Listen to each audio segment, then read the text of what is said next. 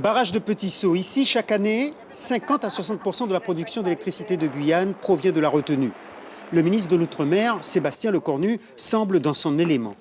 Les Outre-mer sont des territoires dans lesquels on arrive à aller emmener des innovations beaucoup plus loin que dans l'Hexagone. Et on le voit ici sur le plan d'eau qui se trouve derrière moi avec ce projet de solaire flottant. Pour le coup, ça fait longtemps qu'on en parle dans l'Hexagone. Ici, on va réussir à le faire. Car plus que jamais, les besoins énergétiques de la Guyane vont décupler. De 932 gigawatts aujourd'hui, en 2033, le besoin sera de 1321 gigawatts, l'équivalent de la production d'un autre barrage de Petit Saut. Des décisions s'imposent au plus vite et Sébastien Lecornu ne veut plus être le seul, au nom de l'État, à décider de l'avenir. Si vous voulez me faire dire qu'il faut aussi que les forces politiques du territoire disent aussi clairement les choses sur ce qu'elles veulent en matière de transition énergétique, oui, c'est une évidence. On ne peut pas être seul. Monsieur Carinco, avec les qualités et l'amour qu'on lui connaît pour les Outre-mer, ne peut pas être seul à développer des appels à projets ou débloquer des sommes d'argent pour ce faire. On a aussi besoin que les élus se mobilisent.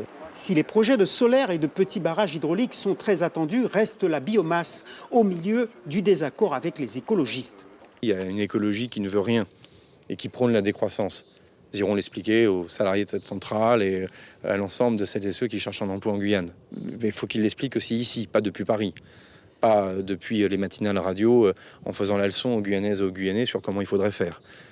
Le ministre de l'Outre-mer aura passé 1 heure à Petit Saut, une étape de son séjour en forme de soutien à EDF, et afin d'afficher la détermination du gouvernement à réussir la transition vers l'énergie renouvelable.